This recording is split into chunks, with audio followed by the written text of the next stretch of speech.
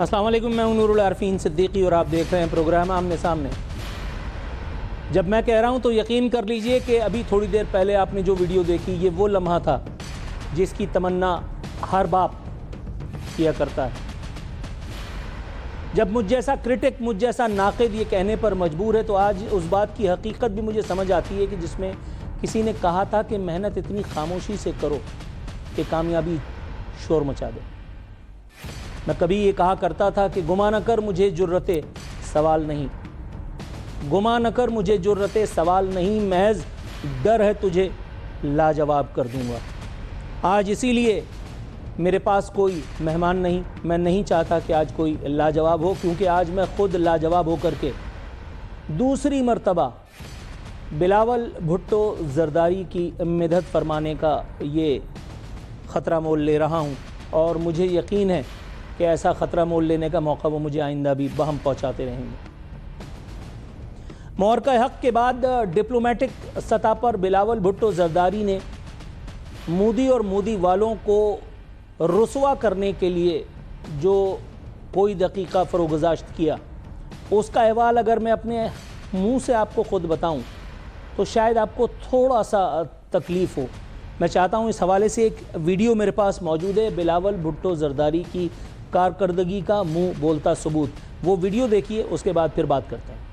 Osama bin Laden is dead, but the butcher of Gujarat lives, and he is the Prime Minister of India.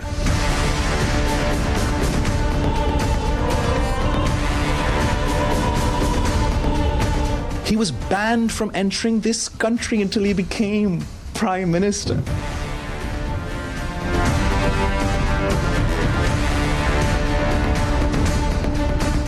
Who perpetuates terrorism? Is it Pakistan? Ask the people of Gujarat. They will say it's their Prime Minister. Ask the people of Kashmir. They will say the butcher of Gujarat is now the butcher of Kashmir. And I'm not talking about some imaginary past. I'm talking about today. ساتھ میں انہوں نے یہ بھی فرمایا تھا کہ Pakistan is the victim of terrorism itself۔ یہ دوسری مرتبہ تھا جب کسی بین الاقوامی فورم پر بلاول بھٹو زرداری کے قسمت کا ستارہ خوب چمکا، جس کے اعتراف میں ایوان صدر میں اسے ایک تقریب کا احوال آپ نے دیکھا، جس میں خود ان کے والد محترم آصف علی زرداری صاحب بلاول بھٹو زرداری کو چومنے پر مجبور ہوئے۔ کسی اور کا تو پتہ نہیں، مگر میں اپنی مختصر یادداشت کے سبب بہت زیادہ دور تو نہیں جا سکا، لیکن بے نظیر بھٹو کو جب میں بولتے ہوئے دیکھا کرتا تھا تو مجھے بلاول بھٹو کے ان دونوں پبلک اپیرنسز میں جہاں انہوں نے پاکستان کا مقدمہ لڑا اور خوب لڑا، مجھے ان میں ان کی والدہ کا پرتو نظر آیا۔ جو لوگ مجھے جانتے ہیں، جو لوگ میری زبان درازی سے واقف ہیں، ان کو اچھی طرح پتہ ہے کہ میں پاکستان پیپلز پارٹی اور دیگر جماعتوں کی طرز سیاست پر تنقید کا کوئی موقع کبھی گنوانے سے نہیں چوکتا، کبھی نہیں چوکتا کہ میں اس پہ تنقید کروں۔ لیکن یہ دوسری مرتبہ تھا کہ جب مجھے اپنے تمام ہتھیار ان سے دستبردار ہونا پڑا اور بلاول بھٹو زرداری کی مدحت یوں کرنی پڑی کہ اس کا حق ادا کیا جائے۔ بلاول بھٹو زرداری نے اپنی پبلک اپیرنس میں اس ڈپلومیٹک جنگ میں صرف نریندر مودی اور ہندوستان کو ہی ذلیل اور رسوا نہیں کیا، بلکہ ان کی توپ تلوار کا نشانہ نتن یاہو جیسا ذلیل آدمی بھی تھا۔ ذرا خود دیکھیے اس ویڈیو میں نتن یاہو سے مودی کی تشبیہ جو انہوں نے دی ہے۔ Mr. Modi is sort of the Timu version of Netanyahu. Okay? It's a poor copy. And we call upon the Indian government to not be inspired by the worst examples possible. We pride ourselves, we in Pakistan pride ourselves that we're the heirs of the Indus Valley civilization. Diplomatic گفتگو ہو رہی تھی، اس لیے بلاول بھٹو زرداری نے جو کچھ کہا اسی پر اکتفا کیے لیتے ہیں۔ نتن یاہو سے تشبیہ دے کر کے میرا خیال ہے کافی حسن زن سے کام لیا بلاول بھٹو زرداری نے، لیکن ان دونوں ہستیوں کا موازنہ اگر کیا جائے تو میرا خیال ہے چنگیز خان اور ہلاکو کی ارواح بھی یقیناً شرمندہ ہو جائیں گی۔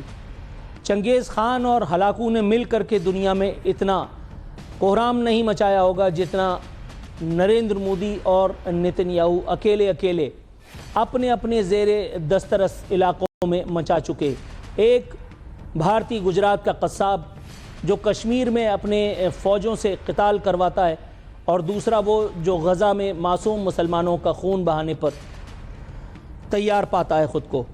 ظاہر ہے بلاول بھٹو زرداری کی اس کوشش کا انورٹڈ کاماز میں انڈیا میں جو نتیجہ نکلنا تھا وہ نکلا، لیکن اس سے ہم پاکستانیوں کو کسی طور الحمدللہ کوئی فرق نہ پڑنا تھا، نہ پڑا اور نہ ہی پڑے گا۔ بلاول بھٹو زرداری نے نریندر مودی کو جو بے لباس کیا، تو اس کے بعد خود بلاول بھٹو زرداری کو انورٹڈ کاماز میں انڈین میڈیا میں کس طرح سے نشانہ بنایا گیا، اس کا احوال بتاتی ہے یہ ویڈیو۔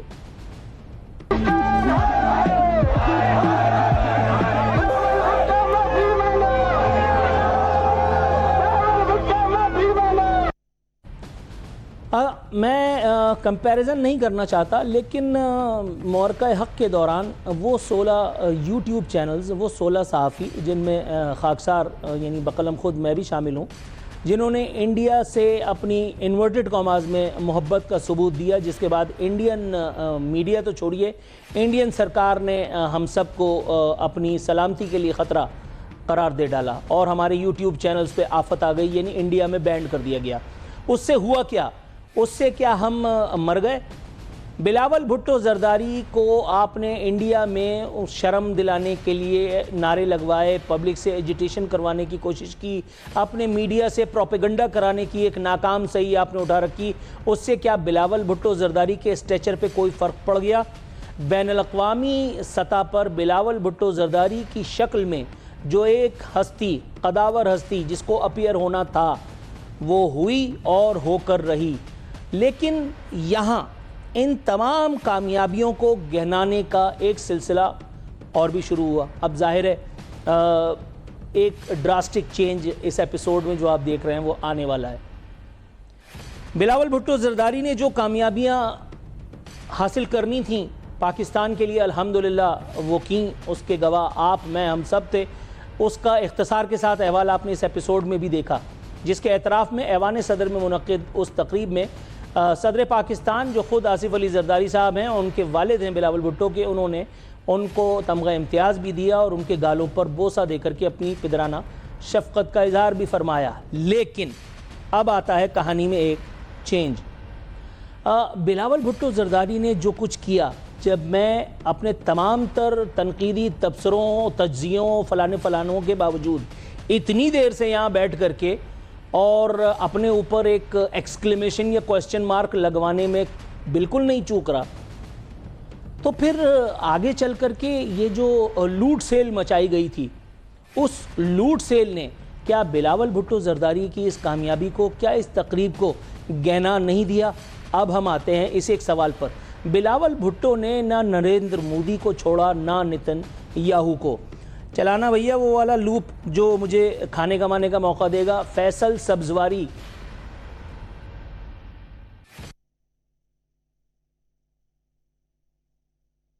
زرداری کی اچیومنٹس پر گھنٹوں مزید بات کی جا سکتی ہے، لیکن یہ جو نابغہ روزگار ہستی آپ کو اس وقت ٹیلی ویژن سکرین پر نظر آ رہی ہے، جو مجھے نہ کبھی کسی دور میں، دور جاہلیت میں بھی کبھی نہ بھائی، وہ اب عمر کے 47ویں سال میں کیسے پسند آ سکتی ہے؟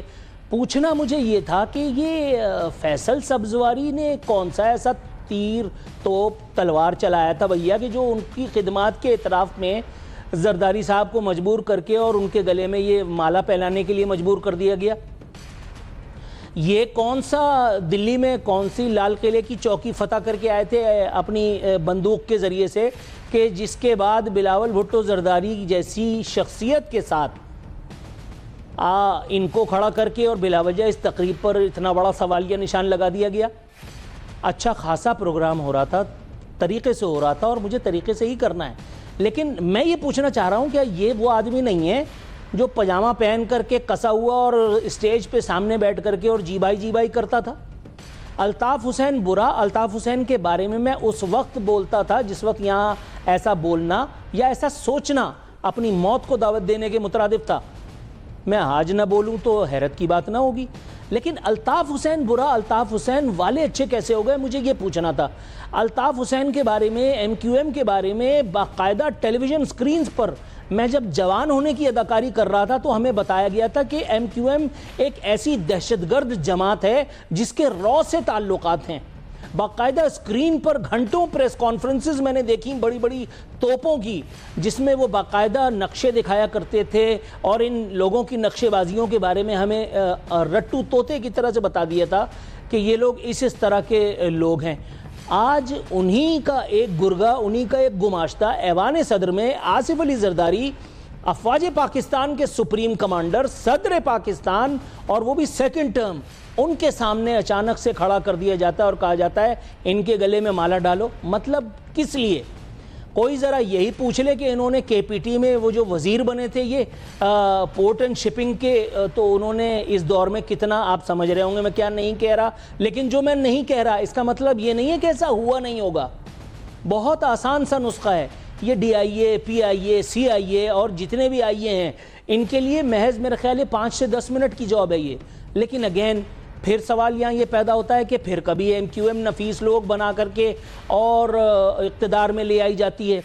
اس ایک دور میں کہ جب ایم کیو ایم کے نام کا کوئی پرندہ مارکیٹ میں دستیاب نہیں ہے، اس ایک دور میں ایسی کیا آفت پڑی تھی کہ آصف علی زرداری صاحب کے سامنے اس نابغہ روزگار ہستی کو کھڑا کر کے اور زبردستی فوٹو سیشن کا انعقاد کروا دیا گیا. یہ بات میری سمجھ سے بالاتر ہے، یہ بات میری سمجھ سے بالاتر ہے. اور میں اسی پر اپنی گفتگو کو تھوڑی دیر اور جاری رکھنا چاہتا ہوں کہ اگر یہ کام نہ ہوا ہوتا تو بہت اچھا ہوتا، لیکن اس سے آگے بڑھ کر کے بھی کچھ کام ہوئے. مختصر احوال اس کا اگلے لوپ کی صورت میں آپ دیکھیے گا. جب یہ لوٹ سیل لگی تو اس لوٹ سیل سے مستفید ہونے والوں میں کچھ حکومتی زعما، کچھ حکومتی وزراء اور بھی تھے کہ جنہیں سرکار نے ان کی خدمات کے سلسلے میں نوازا. اگلا لوپ چلا دو بھائی، فیصل سبزواری کی جان چھوڑ دو، ان کو ان کے اپنے والے بھی اتنا نہیں پوچھتے جتنا ٹائم ان کو ہم نے دیا ہے. ہاں یہ اب میں یہ جاننا چاہتا ہوں بحیثیت ایک طالب علم انٹرنیشنل افیئرز کے کہ اسحاق ڈار صاحب اگر نہ ہوتے تو کیا مور کا حق میں پاکستان کی فتح نہ ہوئی ہوتی؟ عطا تارڑ صاحب جو کہ میری ریلیٹڈ منسٹری کے کرتا دھرتا ہیں، میں اپنی نوکری کو خطرے میں ڈالتے ہوئے اگر یہ پوچھ لوں کہ انہوں نے انڈیا میں کون سی چوکیاں فتح کی تھیں، ٹھیک ہے انڈیا میں پوری دنیا میں پاکستان کا نیریٹو انہوں نے اجاگر کیا، یہاں بیٹھ کر کے اسکرین پہ انڈیا کی بدعمالیوں کا حساب انہوں نے دیا، لیکن یہ محسن نقوی صاحب کو کیوں نواز دیا بھیا؟ کیا ان کو بلوچستان کی بربادی کا ذمہ دار وہ ایس ایچ او مل گیا جس کی تڑیاں یہ بی ایل اے والوں کو لگایا کرتے تھے؟ سوالات ہیں، اور سوالات ہیں تو ان کے جوابات بھی ہونے تو چاہیے. ایسا مجھے لگتا ہے حضور، ایسا مجھے لگتا ہے. مجھے لگتا ہے کہ بلاول بھٹو زرداری کی خدمات کے اعتراف میں وہ جو ان کو ان کے گال پہ بوسہ اور ان کے گلے میں وہ جو مالا ڈالی گئی تھی، وہ جو ان کے سینے پہ تمغہ امتیاز کے نام پر لگایا گیا تھا، اس کو، اس تقریب کو ذاتی حیثیت میں کچھ گہنا سا دیا تھا ان چیزوں نے. اور اگر ایسا نہ ہوتا تو آج میں یہاں نہ ہوتا. مختصر سا وقفہ، پھر دوبارہ آتے ہیں.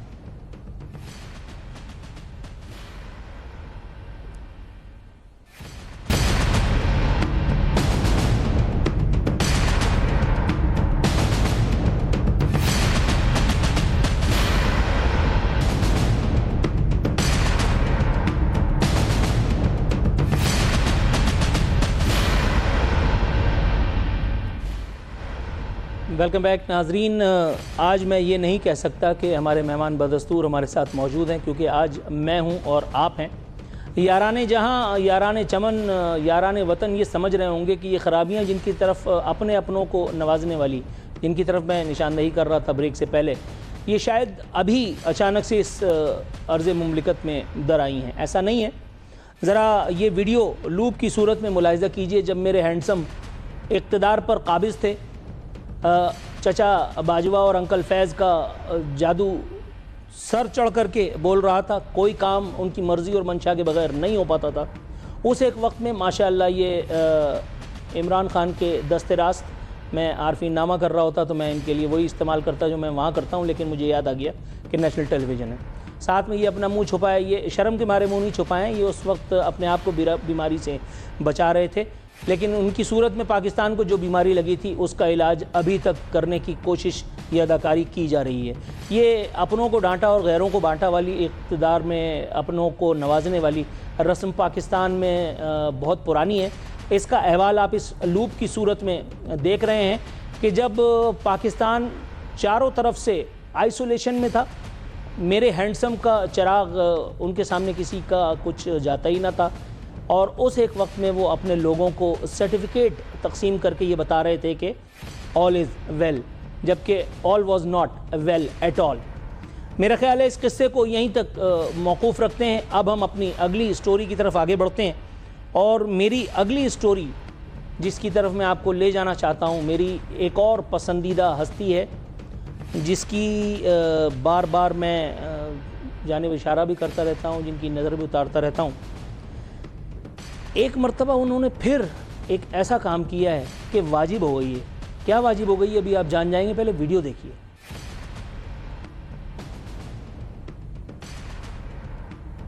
یہ پنڈی کھانے والے پنڈی والوں سے نہ لڑے, اور خاص طور پہ مئی کے مہینے میں تو بالکل نہ لڑے. شکریہ.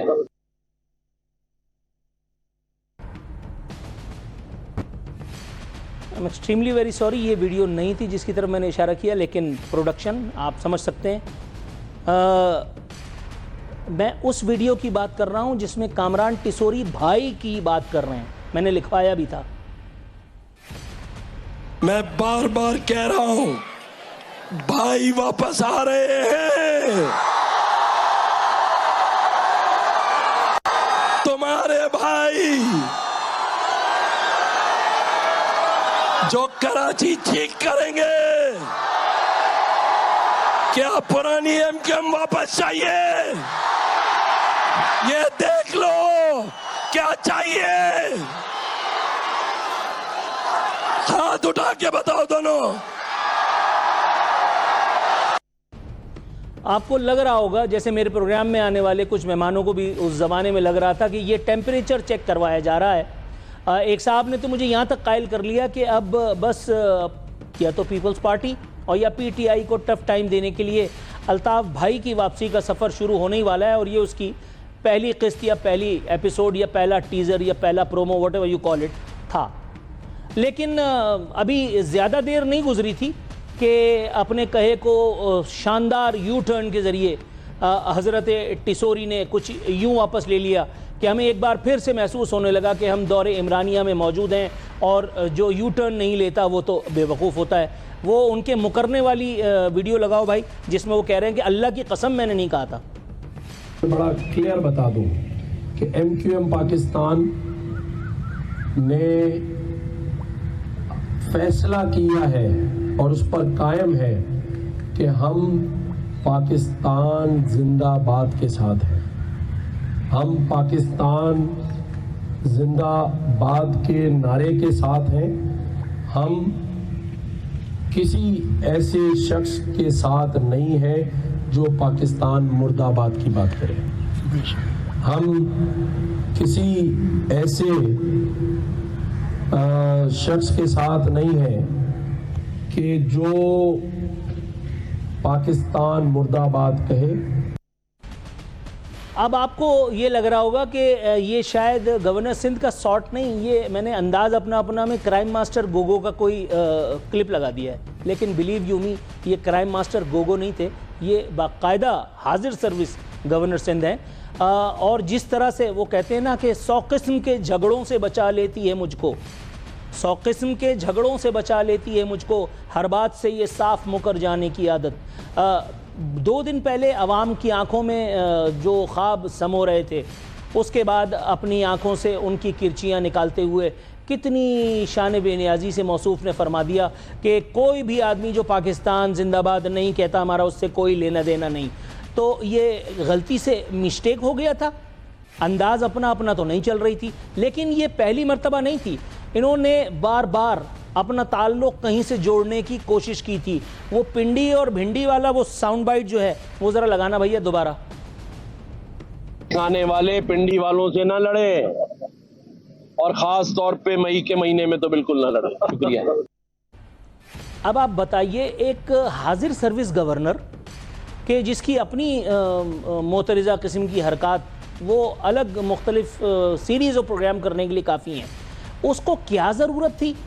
جو وفاق کا نمائندہ ہے اس کو کیا ضرورت تھی کہ پنڈی سے اپنا تعلق جوڑنے کی اداکاری کرے؟ حالانکہ وہ اگر ایسا نہیں بھی کرتا تو بھی 99.99 بلکہ شاید 100% لوگوں کو یقین کامل ہے کہ جو وہ کہہ رہے ہیں اگر وہ نہ بھی کہتے تو بھی بات پوری تھی، تو بھی بات سچی تھی۔ لیکن جناب ٹھہرے کامران ٹیسوری، ان کا وہ ساؤنڈ بائٹ لگانا بھائی جو میں نے بڑی عرقریزی سے ڈھونڈا تھا، جس میں وہ ووٹ کو عزت دے رہے تھے اور وہ کہہ رہے تھے آپ نے پہلے بھی تو ووٹ دیا تھا، وہ والی ویڈیو لگاؤ ذرا۔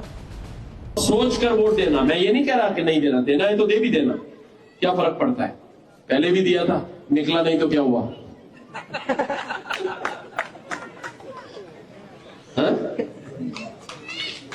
صحیح یا غلط؟ اب سمجھ میں آیا۔ یہ عجیب دور ہے خدا کی قسم، مارو گھٹنا اور پھوٹے آنکھ کے مترادف۔ پہلے کسی زمانے میں اگر کوئی چور چوری کرتا تھا اور آپ اس کو دھر لیتے تھے تو وہ کچھ ہیلے بہانے کرتا تھا، کوئی جواز تراشتا تھا، کوئی عذر بیان کرتا تھا۔ یہ پہلی دفعہ دیکھا گیا ہے کہ باقاعدہ سینہ ٹھوک کر کے پبلک میں برسر عام کھڑے ہو کر کے فارم 47 والے نظریے کو تقویت دے کر کے اپنی مہر تصدیق ثبت فرما رہے ہیں، اور وہ بھی موصوف گورنر، وہ جس کا براہ راست تعلق جمہوریت سے ہے، وہ جس کا براہ راست تعلق حکومت سے ہے، وہ کھڑے ہو کر کے پبلک کو یہ میسج دے رہا ہے کہ تم کسی کو بھی ووٹ دو، اس سے کوئی فرق نہیں پڑتا۔ اس کا مطلب ہے کہ جو لوگ آپ پر اعتراض اٹھاتے ہیں وہ یوں ہی جھک نہیں مارتے، آپ نے ان کو یہ اعتراض اٹھانے کا جواز خود فراہم کیا ہے، وگرنہ کسی کو کیا پڑی ہے۔ مرتضیٰ وہاب جن کے حوالے سے میں نہ جانے کتنے پروگرامز کر چکا ہوں، میں ان کو ڈچک بچک اور ٹک ٹاک میئر اور پتہ نہیں کیا کیا آن ایئر اسی جگہ بیٹھ کے کہہ چکا ہوں۔ کتنی خوبصورت بات اللہ رب العزت نے آئینی طریقے سے ان کے منہ سے نکلوائی ہے اباؤٹ کامران ٹیسوری۔ ذرا وہ ساؤنڈ بائٹ لگانا یار۔ گورنر سندھ کسی سیاسی جماعت کا حصہ ہے؟ ہاں آپ مجھے بتائیں کہ آئینی اعتبار سے گورنر صاحب سیاست کر سکتے ہیں؟ نہیں کر سکتے۔ تو آپ کہہ رہے ہیں کہ وہ غیر آئینی کام کر رہے ہیں تو وزیر اعظم صاحب نوٹس دے لو۔ کیا خیال ہے؟ کسی صوبے میں یہ چیز نہیں ہوتی جو ہمارے یہاں ہوتی ہے۔ اس میں کوئی دو رائے نہیں، اس میں کوئی دو رائے نہیں کہ مجھے مرتضیٰ وہاب سے یہاں اعتراض اختلاف پیدا کرنے کی کوئی وجہ سمجھ میں نہیں آتی، نظر نہیں آتی۔ کوئی دن نہیں گزرتا کہ جب حضرت کامران ٹیسوری کوئی نئی حرکت، کوئی نیا شگوفہ چھوڑ کر کے توپوں کا رخ اپنی طرف نہیں کر لیتے۔ کوئی دن نہیں گزرتا کہ جب وہ اپنی ترجیحات کا برسر عام اعتراف نہیں فرماتے۔ نہ جانے کسی نے ان کو یہ کیوں نہیں بتایا کہ وہ باقاعدہ ایک سرکاری منصب رکھتے ہیں جس کی ایک توقیر ہے، جس کی ایک حرمت ہے۔ اس عہدے پر ان سے پہلے نہ جانے کتنے بڑے بڑے ہائی پروفائل لوگ رہ چکے ہیں۔ میں نے اپنی ذاتی حیثیت میں پرسنالٹی وائز اگر میں بات کروں، میرا کوئی لینا دینا ان سے نہ تھا، نہ ہے، اور نہ شاید آئندہ کبھی ہوگا۔ لیکن گورنر ہاؤس میں نے ایک ایونٹ جب اٹینڈ کیا بحیثیت ایک ایونٹ مینیجر، محمد میاں سومرو جب پنڈال میں داخل ہوئے بحیثیت گورنر سندھ، اور جو ان کی پرسنالٹی تھی، جو ان کا کرزمہ تھا، وہ آج بھی میری یادداشت میں محفوظ ہے۔ اور جس طرح کی اٹکھیلیاں میرے سرکار کرتے دکھائی دیتے ہیں، کبھی ہرا پاجامہ پہن کر کے، کبھی لال سوٹ پہن کر کے، کبھی عوام کو بھائی کی واپسی کی نویدیں سنا رہے ہوتے ہیں، کبھی رندھی ہوئی آواز میں کہہ رہے ہوتے ہیں نہیں مجھ پہ کوئی پریشر نہیں ہے، بخدا یہ تو میں اپنے دل کی آواز بتا رہا ہوں کہ میرا کسی بھائی سے کوئی لینا دینا نہیں۔ میں حیران ہوں کہ اتنا بڑا منصب جو کتنی سنجیدگی کا متقاضی ہے، جو ڈیمانڈ کرتا ہے کہ اس کے ساتھ جسٹس کیا جائے، اس کے ساتھ کامران ٹیسوری صاحب یہ جو کچھ کر رہے ہیں، کیا آنے والی تاریخ میں کوئی دوسرا گورنر کامران ٹیسوری کے قریب بھی گزر سکتا ہے؟ اس میں کوئی دو رائے نہیں کہ ہم نے سب نے مل کر کے اس عہدے کو رسوا کیا ہے۔ جب ہم نے ایک FA پاس عمران اسماعیل کو گورنر سندھ بنا دیا، وہ بھی اس لیے کیونکہ وہ گانا اچھا گاتا ہے، روک سکو تو روک لو تبدیلی آئی رہے، اور اس تبدیلی نے جو جھاڑو پھیرا ہے اس مملکت میں تو علمان الحفیظ جب ہم نے محمد زبیر صاحب کو، اللہ معاف کرے معاذ اللہ توبہ استغفار، میں یہ ذکر نہیں کرنا چاہتا تھا، جن کی ایک نادر و نایاب قسم کی ویڈیو منظر عام پہ آ جانے کے باوجود بھی وہ نہایت شان کے ساتھ سینہ چوڑا کر کے اور پہلے میاں نواز شریف کے گن گاتے تھے اور اب وہ عمران خان سے اپنے خاندان کے کشتوں کے پشتے جوڑتے دکھائی دیتے ہیں.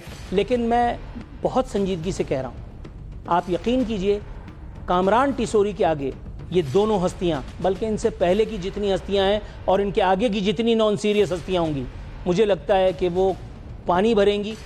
کامران ٹیسوری نے جو یہاں پہ ایک مقام سیٹ کر دیا ہے، جو اپنے نقشے پا چھوڑے ہیں، ان کے داغ دھوتے دھوتے نہ جانے گورنر ہاؤس کا کتنا رنگ نکل جائے گا، اس کا ادراک مجھے بھی ابھی تک نہیں ہے.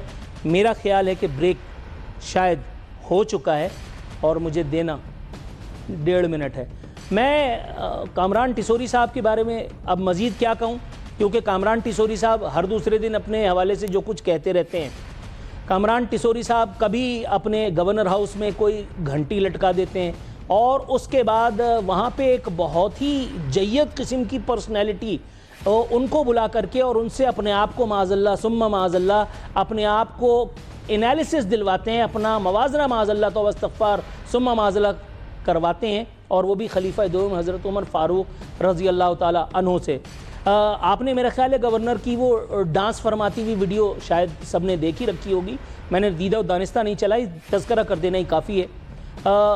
یہ فتویٰ جن موصوف نے گورنر ہاؤس میں بیٹھ کر کے کامران ٹیسوری کے برابر میں دیا تھا کہ کامران ٹیسوری حضرت عمر فاروق رضی اللہ تعالیٰ عنہ کے نقش پا پر چل رہے ہیں اور وہ ان کی سنت کو زندہ کر رہے ہیں ایکسیٹرا ایکسیٹرا.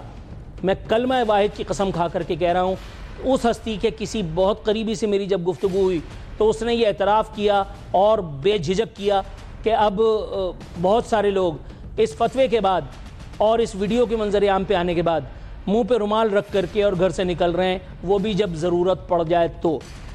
میرا خیال ہے کامران ٹیسوری صاحب سے تو کوئی بات کرنا ابس ہے، یا کسی عہدے اور کسی منصب کے حوالے سے اگر بات کی جائے تو زیادہ بہتر ہے. عہدہ منصب وہ ریاست کا ہوتا ہے، یہ حکومتی پوزیشن نہیں ہوتا. حکومتیں جو مجھے پڑھایا گیا بحیثیت انٹرنیشنل ریلیشنز کے طالب علم کے، حکومتیں آتی اور جاتی رہتی ہیں. حکومتوں کی اہمیت مسلمہ، لیکن حکومتیں مستقل نہیں ہوتیں. تاہم ریاست جس کی تمام اکائیاں ہم سب اچھے سے جانتے ہیں، ریاست کی علامت وہ سب اپنی جگہ مضبوط رہنے چاہیے، اور اگر کوئی ان کی بنیادوں کو کھوکھلی کرے تو وہ ریاست کے ساتھ زیادتی کرتا ہے. میرا خیال ہے پروگرام میں ہمیں ایک بریک کی کال دے دی گئی ہے، بریک سے واپس آتے ہیں تو پھر اپنی گفتگو کو سمیٹیں گے.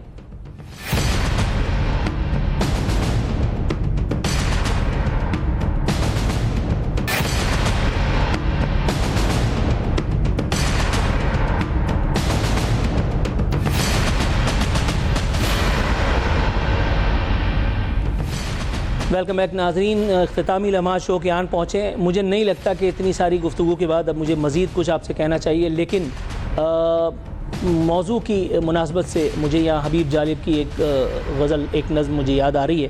میں سوچتا ہوں کہ آپ کو یہ بتاتا چلوں، یہ شیئر کرتا چلوں. حبیب جالب صاحب نے لکھا تھا، وہی حالات ہیں فقیروں کے، وہی حالات ہیں فقیروں کے، دن پھرے ہیں فقط وزیروں کے. اپنا حلقہ ہے حلقہ زنجیر، اپنا حلقہ ہے حلقہ زنجیر، اور حلقے ہیں سب امیروں کے. ہر بلاول ہے دیس کا مقروض، یہ حبیب جالب صاحب نے کہا تھا. اس کا اس فتوے سے کوئی لینا دینا نہیں جو میں نے ابتدا میں دیا. ہر بلاول ہے دیس کا مقروض، پاؤں ننگے ہیں بے نظیروں کے. وہی اہل وفا کی صورتحال، وارے نیارے ہیں بے ضمیروں کے. حاصل غزل سازشیں ہیں وہی خلاف عوام، سازشیں ہیں وہی خلاف عوام، مشورے ہیں وہی مشیروں کے. حبیب جالب صاحب گو کے اور بھی بہت کچھ کہہ گئے تھے. انہوں نے یہ بھی تو کہا تھا کہ یہ جو 10 کروڑ ہیں جہل کا نچوڑ ہیں، معذرت کے ساتھ، لیکن اگر یہ کہہ ہی لیا جائے بچ بچا کر کے کہ آج صرف اس تعداد میں اضافہ ہی ہوا ہے اور کوئی چیز تو آگے پیچھے نہیں ہوئی.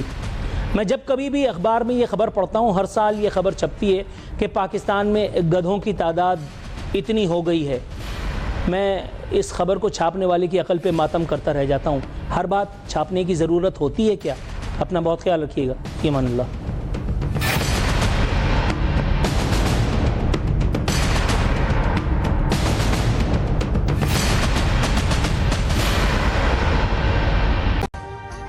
ابھی سبسکرائب کریں تاکہ کوئی خبر رہ نہ جائے.